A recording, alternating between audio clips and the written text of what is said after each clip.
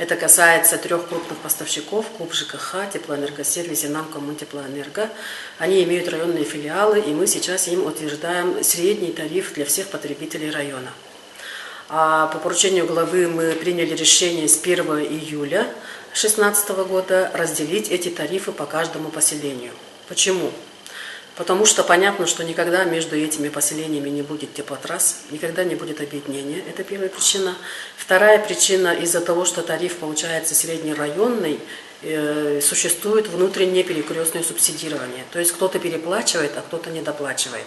Это несправедливо.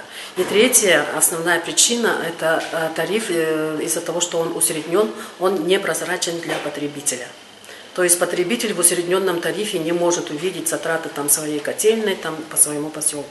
Сейчас мы отправили каждому главе поселения расшифровку затрат и ожидаем от глав, что они откликнутся и скажут, каким образом, свои мнения тоже могут сказать, каким образом нам вместе совместными усилиями с поставщиками, с главами снижать затраты на энергию. И четвертое, еще самая тоже одна из главных причин, это процессы энергосбережения. Сейчас очень активно развивается такое понятие, как энергосервисный контракт. Это когда директор школы, детсада объявляет, что он хочет снизить потребление тепла, приходит внешний инвестор со своими деньгами, влаживает деньги, утепляет здание и свои деньги отбивает за счет этой экономии.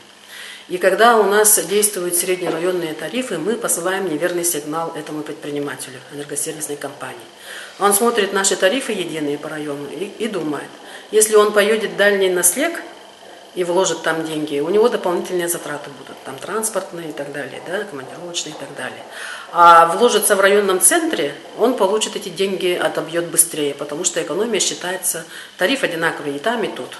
И он считает и интересуется только работать в районном центре.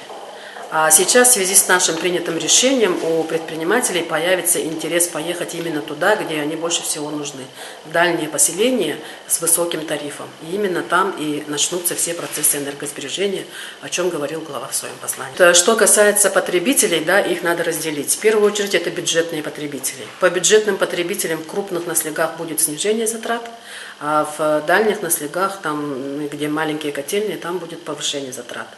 И это повышение, оно решается за счет межбюджетных отношений. То есть тут снимаем, тут добавляем.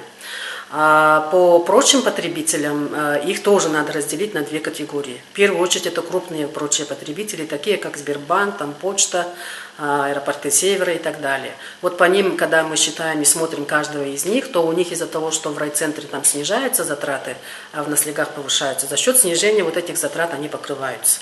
То есть баланс там положительный получается. И наиболее беспокойство вызывало, конечно же, предпринимателей. Мы сейчас предпринимателей по этим 3 поставщикам, которые подключены к котельным, сейчас посмотрели, проанализировали буквально каждого из них, каждое здание. Видим, что большая часть, они получат снижение затрат по сравнению с тем, сколько бы они платили, если бы мы сохранили среднерайонные тарифы.